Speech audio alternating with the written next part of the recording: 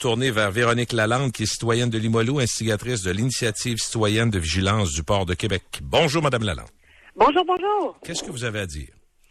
Ben écoutez, on va y aller point par point, peut-être à l'envers. Donc, oui, on reconnaît les retombées. En fait, il y a personne dans notre mouvement qui a dit qu'on voulait que le port de Québec ferme. Ce qui est remis en question, c'est pas les retombées, c'est les retombées pour la partie du vrac solide. Donc, c'est un lieu de transit. Donc, on conteste pas que le port a des retombées économiques positives pour la région. Mais quand on donne les chiffres, on donne toujours des chiffres très globaux. D'ailleurs, M. Girard le dit encore, 600 millions au Canada. Donc, quand on décortique chaque élément, puis qu'on voit vraiment les retombées du vrac solide et du vrac, donc vraiment de la manipulation du vrac, là, les retombées économiques pour la région, je dirais, on fait le mauvais jeu de mots depuis un bout de temps de dire que les retombées, c'est pas mal plus la poussière que vraiment des retombées économiques importantes. Ensuite, on parlait de...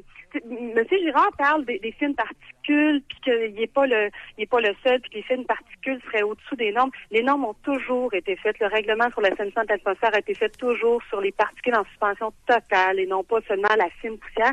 Et malgré tout, là, la moyenne pour 3000 villes canadiennes est à 0,9. On est entre 50 et 60 à Québec, avec des coûts à 1670. Et qu'est-ce qui a changé? Vous qui êtes dans le dossier, là, qu'est-ce qu'il y a de nouveau? Est-ce que c'est parce qu'on en parle ou il y a 10 ans, il y a 20 ans, il y avait le port, il était actif, il y avait encore moins de moyens de rétribuer, et pas de rétribuer, mais de contrôler. Oui, de contrôler. Ouais, de contrôler effectivement les émissions. On en parle en ce moment dans Limoilou parce qu'il y a eu un incident. Mais on est un peu tanné aussi d'entendre juste parler de Limoilou dans notre mouvement, là, puis les gens avec qui on a rencontré la ministre, c'est des gens de Lévis, des gens du Cap-Blanc, des gens de Beauport. Ça fait des années. Ces gens-là, dans Limoilou, il fallait qu'on détermine parce qu'il y avait une multitude d'acteurs, là. Mais les gens de Lévis, les gens de Cap-Blanc, les autres, ils ne sont jamais questionnés à savoir le bruit puis la poussière à venir d'où. Ouais. Puis ce qu'ils voient depuis des années. Par contre, au niveau vraiment du nickel, c'est clair que nous, les données qu'on a obtenues, puis je rappelle à M. Girard que c'est pas nous qui avons obtenu un rapport secret. On a fait notre travail de citoyen. On a fait une demande d'accès à l'information pour l'ensemble de la base de données du ministère. Et c'est nous-mêmes qui avons analysé toutes les données. Juste là-dessus, Mme Lalande, je conteste pas. L'explosion, juste pour finir, ça remonte vraiment à il y a 10 ans. Donc, on était vraiment en dessous des normes et il y a 10 ans, il y a vraiment une explosion parce qu'on en manipule plus, mais aussi parce que la forme dans laquelle on la manipule, elle est très différente. Avant, on parlait de grosses roches et maintenant, on parle de poudre. Et c'est ça qui pourrait expliquer que dans les 10 dernières années, au niveau du nickel, en tout cas, il y a vraiment une explosion là, dans l'atmosphère. Madame Lalande, comme citoyen, moi, personnellement, comme citoyen de Québec, de savoir que vous devez passer par une demande d'accès à l'information pour savoir qu'il y a des taux plus élevés, je trouve ça scandaleux. Sincèrement, pourquoi la santé publique ne dit pas s'il y a un problème? Si le problème est réel, s'il y a un danger, qu'on le mentionne, qu'on soit pas obligé de fouiller puis de faire des demandes d'accès à l'information, ça me semble insensé. Ah ouais, moi aussi, je trouve ça insensé. Je trouve ça aussi absolument insensé en ce moment.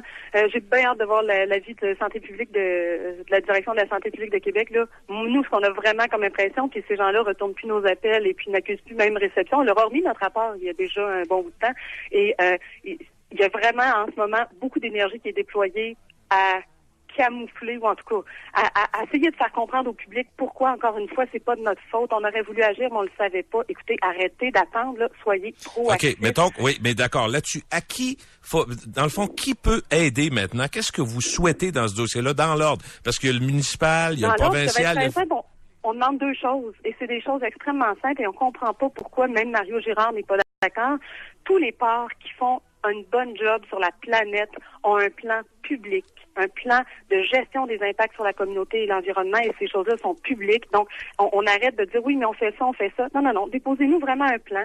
Puis, comment vous déterminez les impacts? Pour chaque impact, c'est quoi les mesures de mitigation que vous allez mettre en place?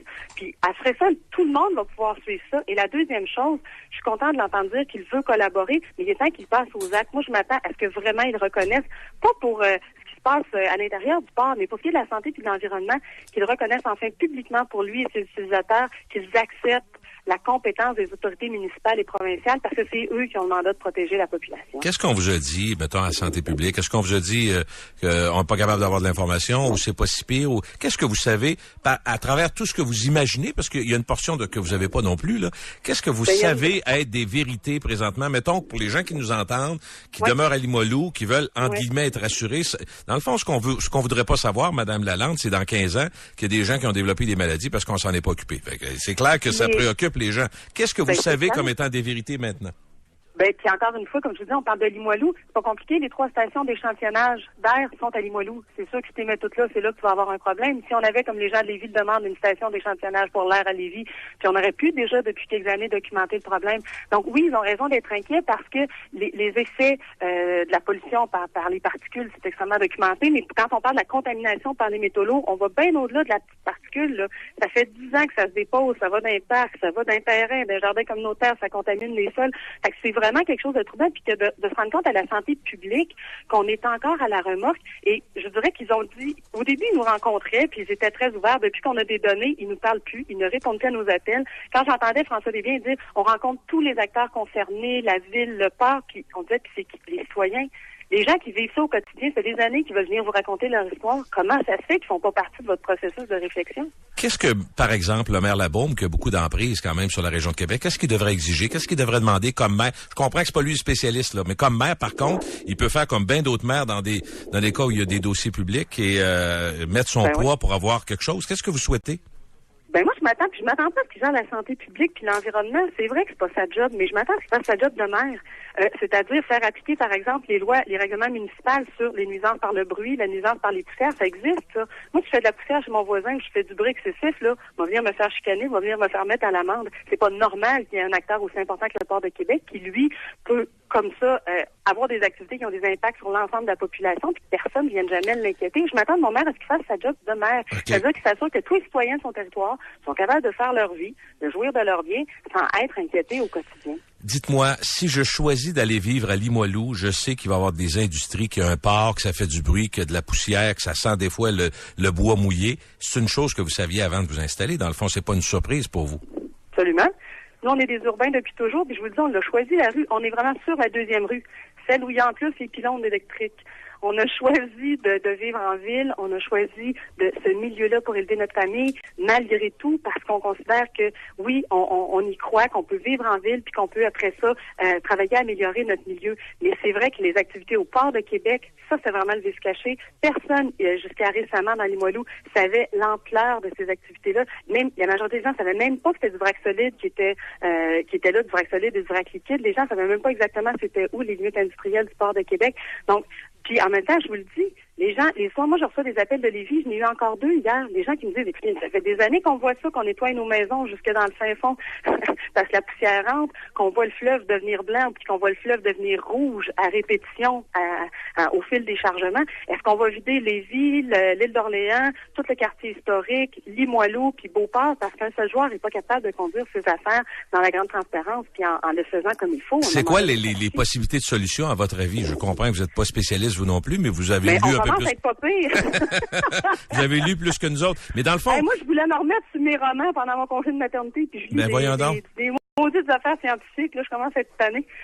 Mais la solution, je vous l'ai dit, il y en a 2. Que le port accepte de se soumettre aux lois et aux règlements. Donc, qu'on met ça, la transparence, dans le fond, qu'on a un dossier public. D'avoir un plan transparent de gestion des impacts. Mais là, ça va pas. Est-ce que vous voudriez qu'on ferme le port de Québec? Vous allez pas. On l'a jamais dit. Par contre, ce qui nous pend au bout du nez, c'est un projet d'agrandissement d'importance de 400 millions pour augmenter encore de 50 de tonnage manutentionnés, sans consultation publique, sans bureau d'audience sur l'environnement.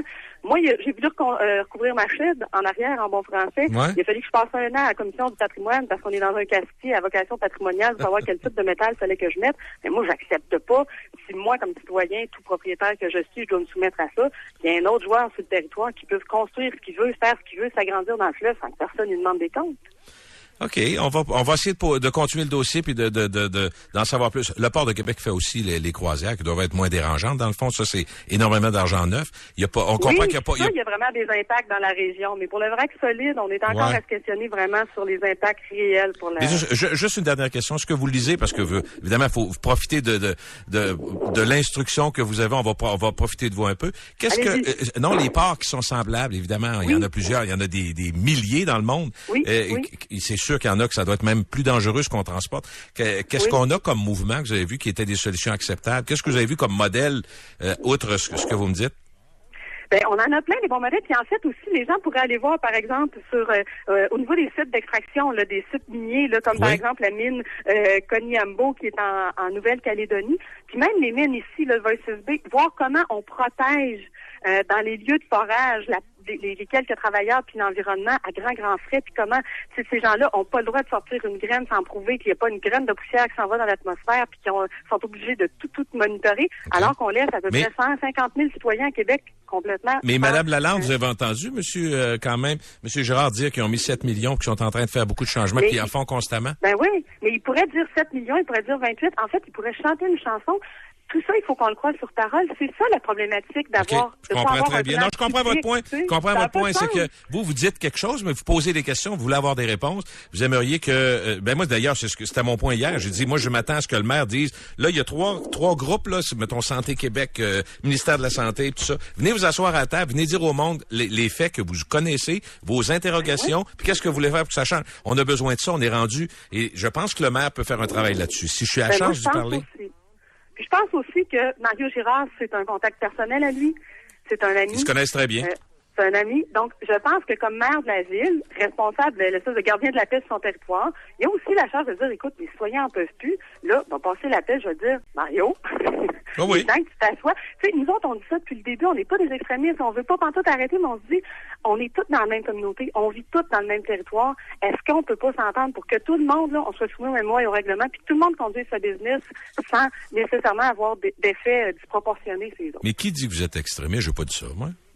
Vous avez l'impression que vous êtes vu comme intégriste, extrémiste puis environnemental trop? Non, mais c'est ça qu'on vous dit. Et pourtant, vous semblez très raisonnable. Ben oui, c'est ça qu'on dit depuis le début. On dit on comprend pas pourquoi les citoyens, Mario Girard et puis le maire, on s'entend pas, on veut toute la même affaire. Quand Mario Girard dit il veut être un exemple en matière de développement durable, on dit ben c'est parfait, c'est exactement ça qu'on veut. C'est juste qu'on trouve qu'il y a un peu de chemin à faire avant d'y arriver, puis que ça suffit de le dire. Mais là, vous êtes barré, vous me dites.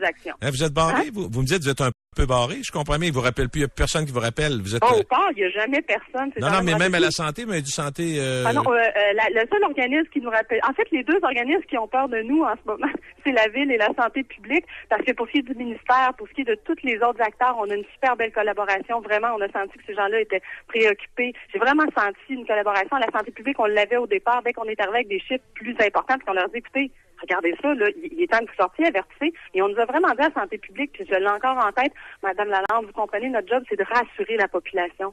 On est obligé de leur dire, excusez, votre job, c'est pas de rassurer la population, votre job, c'est de l'informer. Si l'information est rassurante, tant mieux.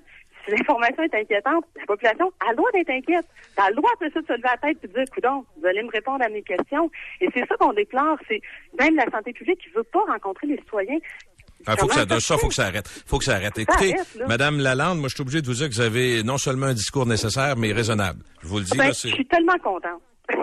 Bon, bonne journée, puis j'espère qu'on va avoir des réponses. Oui, puis j'ai bien hâte de retourner à lire des romans au lieu des relevés miniers puis des études scientifiques. Puis moins de crainte pour vos enfants, je vous le souhaite aussi. Ben oui. Bonjour. OK, au revoir. À bientôt. Véronique Lalande est citoyenne de Limoilou, vit là, élève des enfants, est en congé de maternité, est inquiète.